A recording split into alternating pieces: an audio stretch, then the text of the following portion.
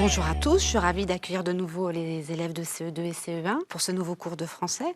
Je vous propose de tout de suite aller voir ce que nous allons apprendre et travailler aujourd'hui. Alors, on va faire un bilan sur la conjugaison des verbes parce que ça fait plusieurs séances qu'on travaille le présent, le futur, l'imparfait. Donc, il est temps un peu de faire un bilan pour voir ce que vous avez retenu. Alors, comment nous allons procéder ? Eh bien, nous allons encore procéder en 3 étapes. Dans un premier temps, nous allons lire un texte et apprendre à se poser des questions pour bien le comprendre. Ensuite, on va faire des exercices et s'entraîner en conjugaison. Et enfin, en orthographe, on terminera par une dictée flash. Alors, surtout, vous n'oubliez pas votre cahier, votre crayon. Et puis, une fois que vous êtes prêts, on va pouvoir commencer. Allons-y. Donc, le texte que je vous propose aujourd'hui, il est d'abord écrit par Grégoire Solotareff et Nadja. Donc, il s'appelle Le Petit Chaperon Vert.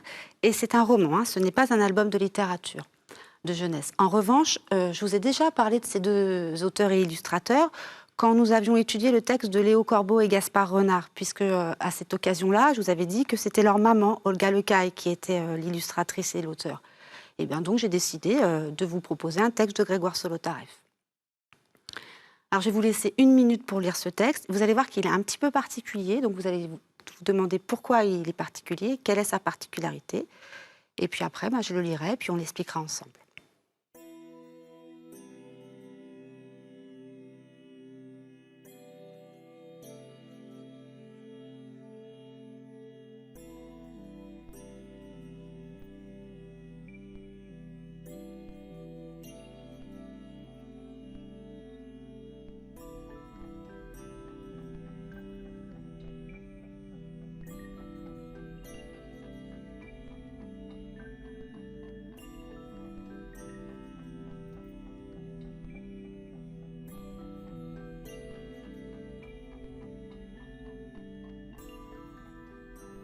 Je vous propose de le lire. Alors, Le Petit Chaperon Vert. Le Petit Chaperon Vert est une fille très sympathique et courageuse. Elle n'a qu'une ennemie, cette sale menteuse de Petit Chaperon Rouge. La voici en chemin, elle traverse la forêt pour aller voir sa grand-mère, lui porter à manger et des médicaments. Tout se passe admirablement bien, sauf que la grand-mère a un gros rhume. Oui, tout irait pour le mieux, même avec le loup qui rôde, s'il n'y avait pas cette andouille de vantarde de Chaperon Rouge. Un livre pour les enfants qui aiment déjà lire tout seul. Alors, je vous avais demandé de vous interroger sur cette particularité du livre. Alors, pour pouvoir répondre à cette question, je vous propose de regarder attentivement la dernière phrase. Un livre pour les enfants qui aiment déjà lire tout seul. Que peut signifier cette dernière phrase ?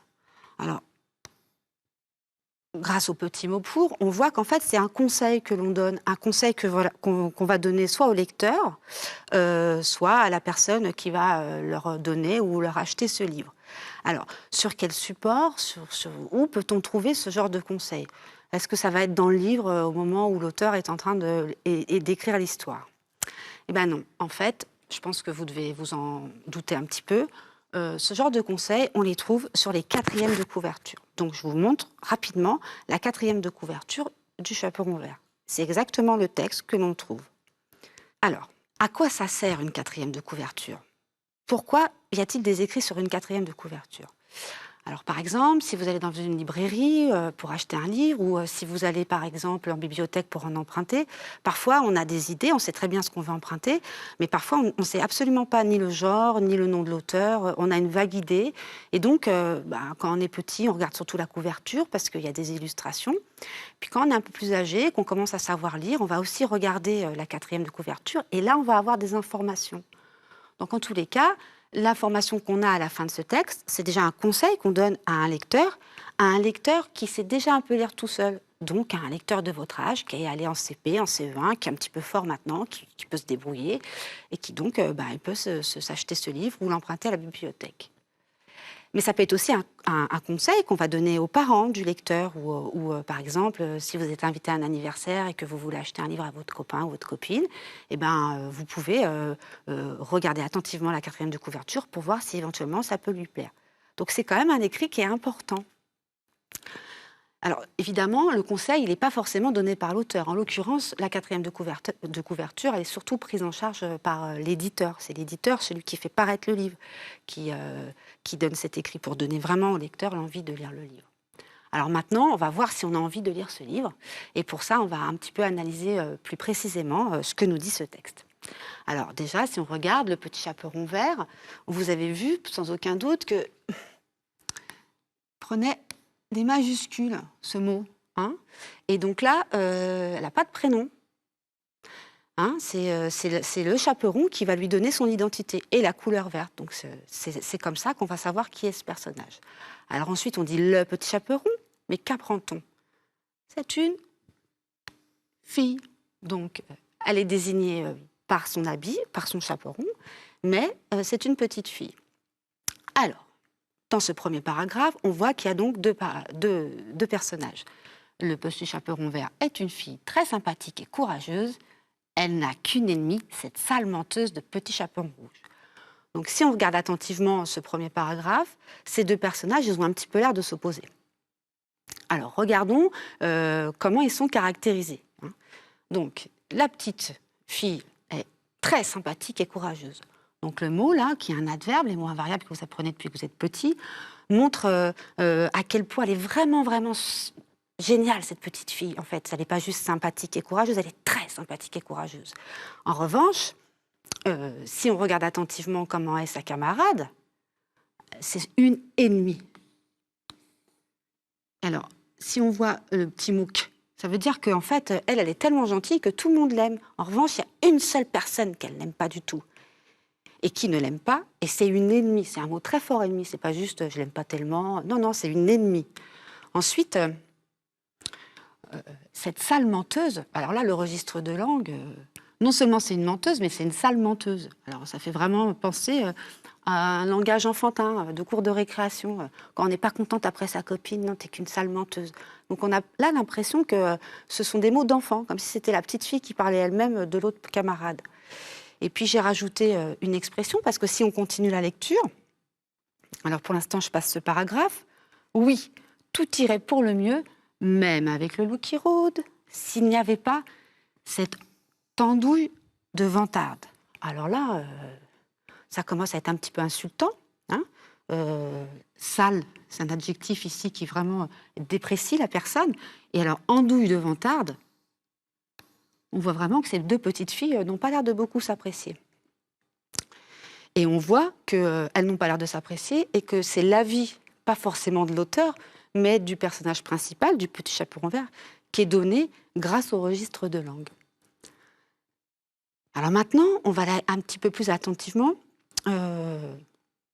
voir ce qui se passe, parce que ça fait plusieurs fois que je vous lis des histoires, et puis je vous demande si ça ne vous fait pas penser à d'autres histoires. Ça fait quand même plusieurs fois que je vous le demande.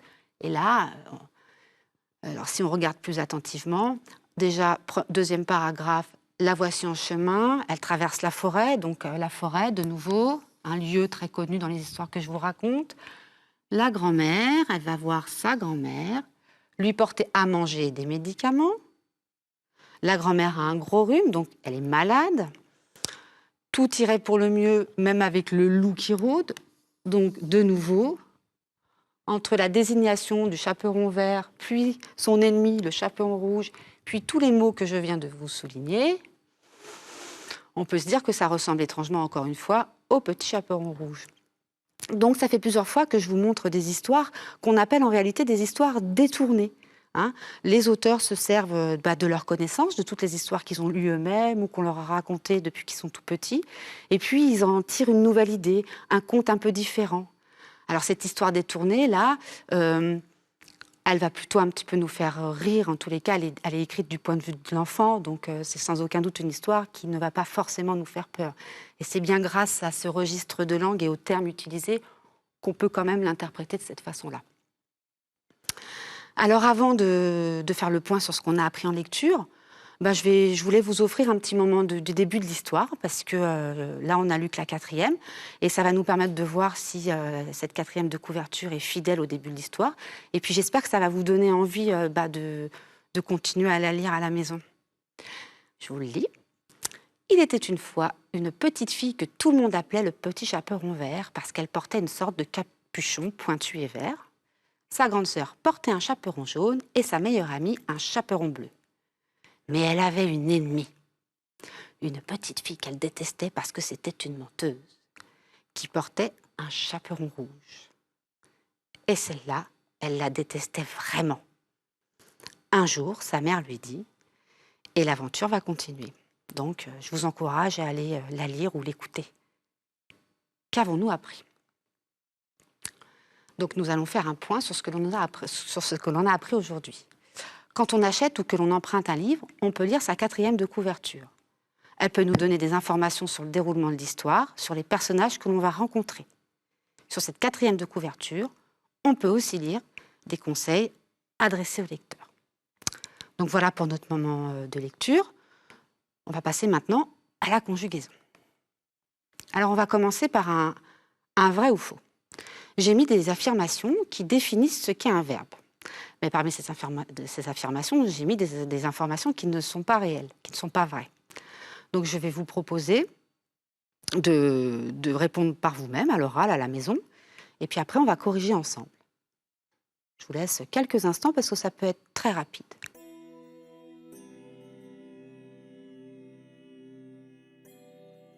Alors on y va. Moi, je vous propose ces phrases pour pouvoir expliquer les informations, dire si réellement elles sont vraies ou fausses. Alors d'abord, un verbe est un mot invariable. Qu'avez-vous mis? Vrai, faux? Alors oui, c'est faux. On ne peut pas dire qu'un verbe est un mot invariable. Alors, je mets une abréviation, je n'écris pas le mot en entier. Souvent, quand on veut aller vite, on met des abréviations. Comment voit-on qu'il ne peut pas être invariable? Si je prends la première phrase, dans le passé, les enfants n'allaient pas à l'école. Transformons cette première phrase en nous disant en ce moment. En ce moment, les enfants ne vont pas à l'école. Donc, notre verbe ici, qui était conjugué à l'imparfait, change selon le temps.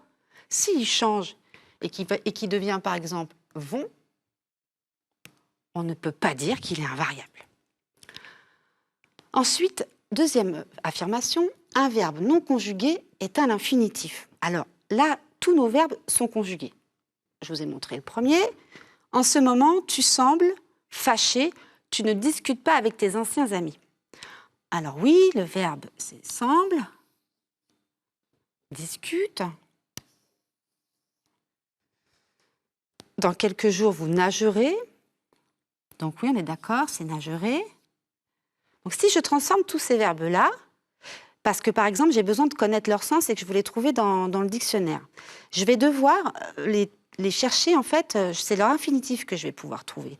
Donc par exemple, pour aller, je vais écrire aller. Pour semble, sembler. Discute, discuter. Et nagerer, nager. On voit bien ici que quand je cherche l'infinitif, là, il n'est pas conjugué, et c'est de cette façon-là que je peux le trouver dans le dictionnaire. C'est écrit de cette façon-là. Donc, vrai. La forme du verbe dépend du temps, du nombre et du genre du sujet. Donc, du temps, ça, on l'a déjà vu, puisqu'il change selon le temps. Du nombre.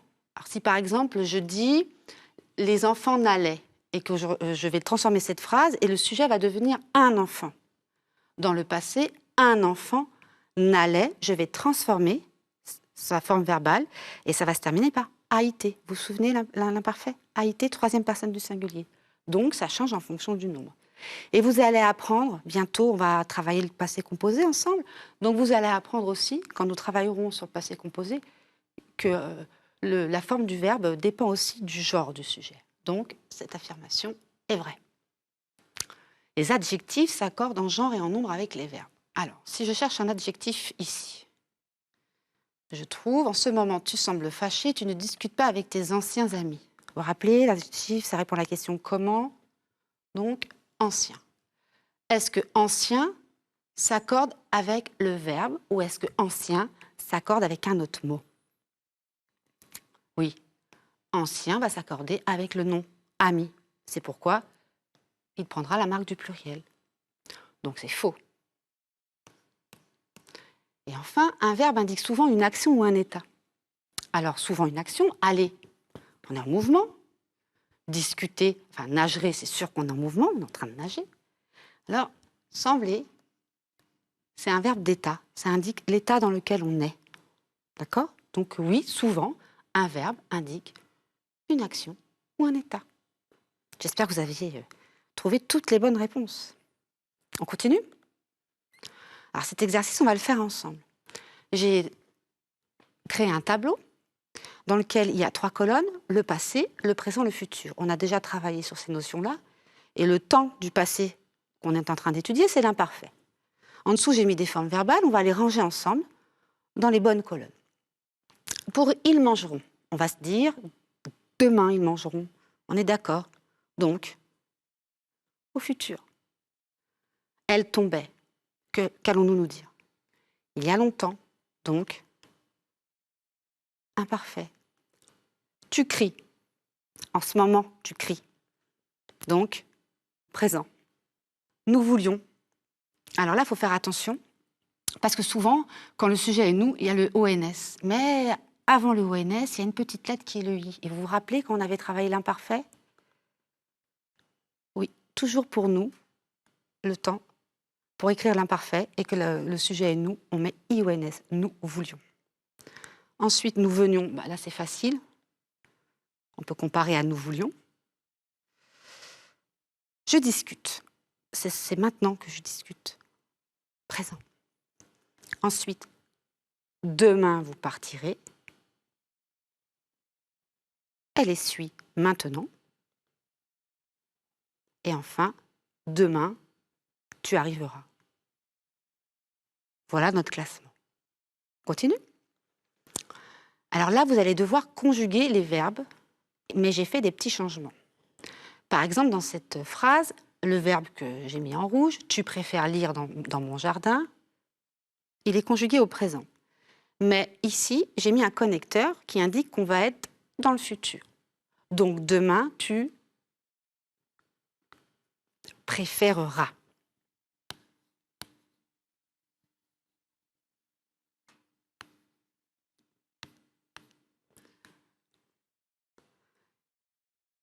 Là, je vais vous laisser quelques secondes pour terminer tout seul l'exercice. Vous le faites à l'oral, faites très attention. Donc, à chaque fois, j'ai mis les verbes, je les ai surlignés, je les ai mis en rouge. Hein. Elles jouent avec leur cerceau. Et en dessous, j'ai mis en caractère gras les connecteurs pour que vous voyez bien à quel temps ils doivent être conjugués. Je vous laisse quelques secondes et après, j'écrirai la correction.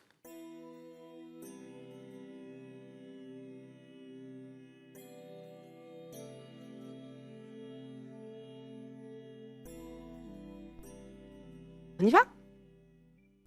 Alors oui, il y a longtemps, elle jouait. Et comme c'est l'imparfait, je mets bien le AI et ENT, car le sujet est la troisième personne du pluriel. Vous apportez une galette et un petit pot de beurre. Bientôt, vous apporterez. Apporterez.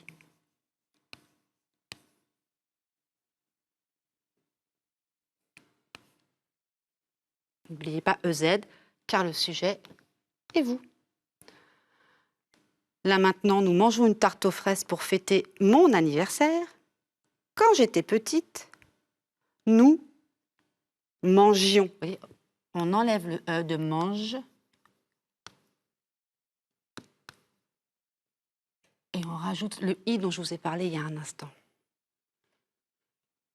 C'est bon? Alors, cette fois-ci, c'est l'inverse. Là, vous allez devoir trouver le bon sujet.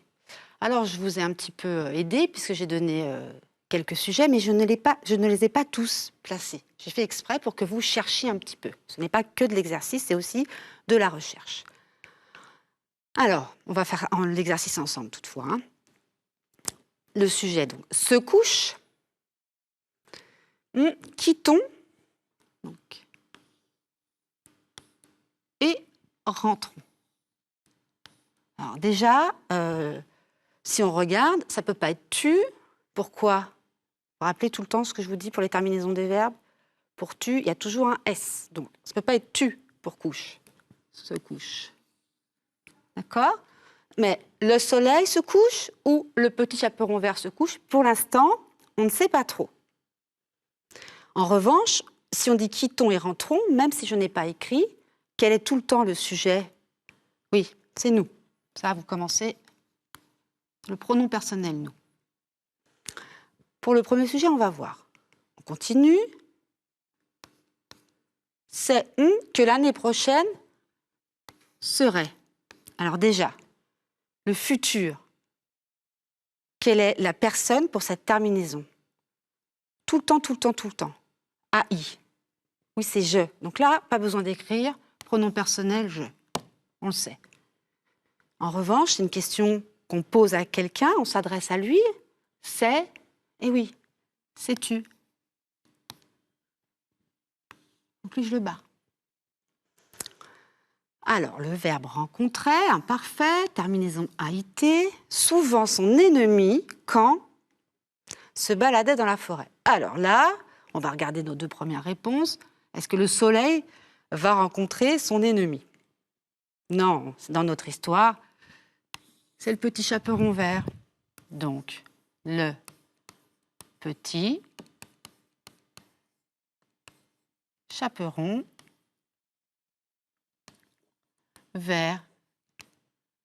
Et donc, la phrase du haut, on sait qui va se coucher. Qu'est-ce qui va se coucher? Eh bien, c'est le soleil. C'est pour ça que nous quittons la plage et que nous rentrons. Je n'oublie pas les majuscules. Hein.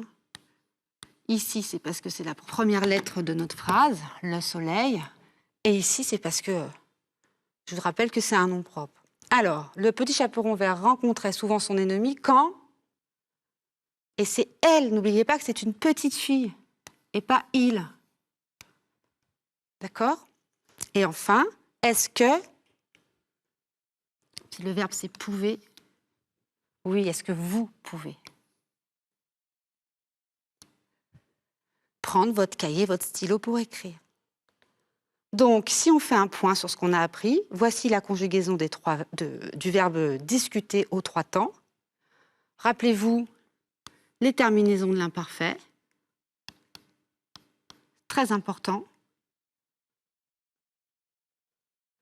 Les terminaisons du présent. Attention pour nous et vous à ne pas confondre avec l'imparfait.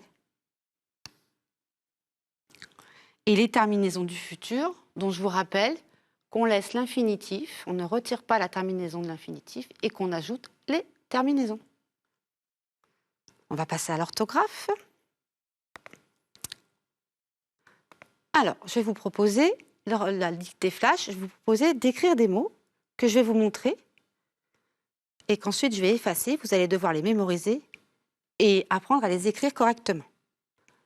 Attention, demoiselle, c'est un nom commun. Demoiselle, féminin. Vous vous rappelez, on en a déjà parlé dans une des dernières séances qu'on a faites ensemble. Attention, à vous. Continue. Ennemi, toujours un nom commun. Féminin. Vous voyez le E à la fin? À vous.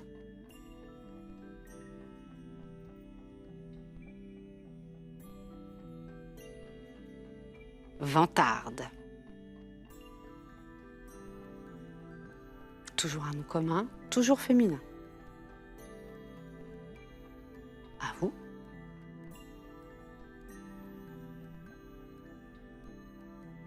Courageuse.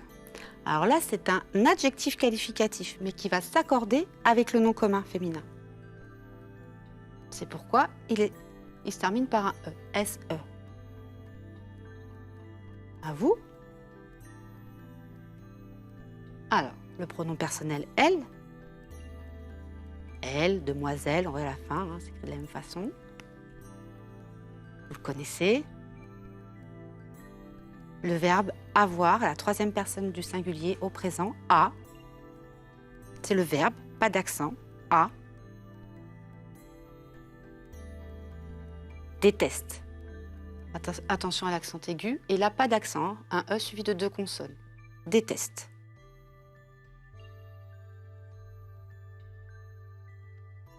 la formule dont je vous ai parlé tout à l'heure, QU apostrophe.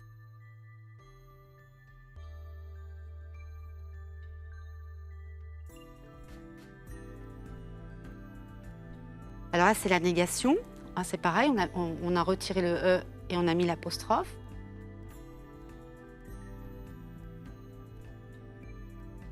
L'article 1.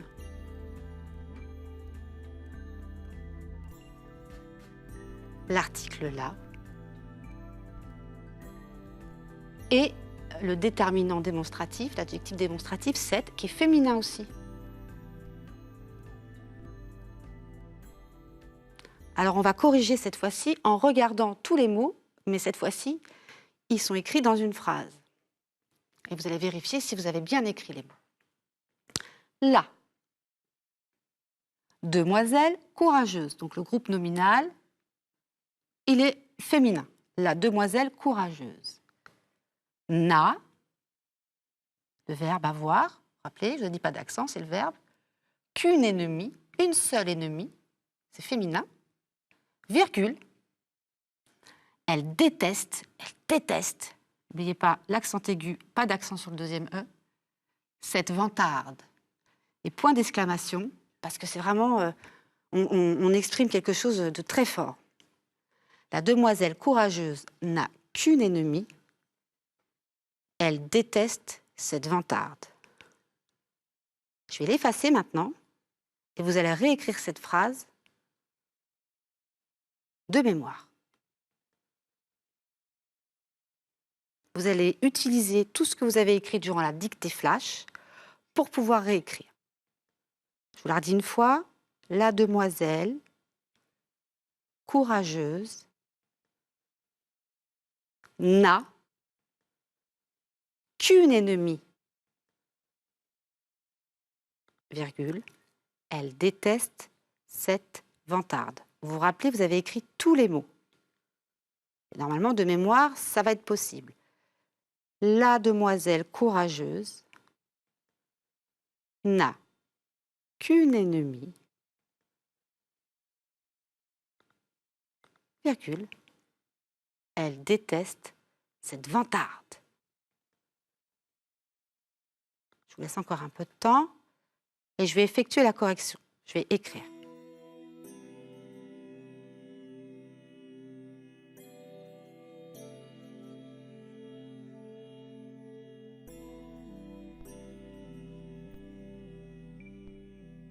Allez, je commence par le sujet, par le groupe nominal féminin dont je vous avais parlé. La demoiselle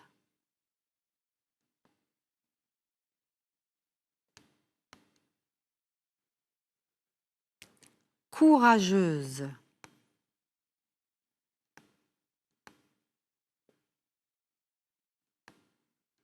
vous rappelez, l'adjectif qualificatif est féminin parce qu'il s'accorde avec le nom féminin.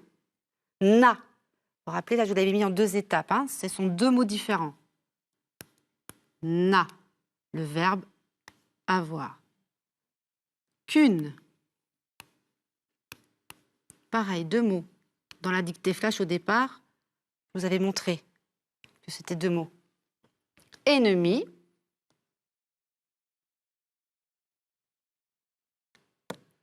Mot féminin, il prend le E, deux N, donc pas d'accent sur le E, virgule, elle déteste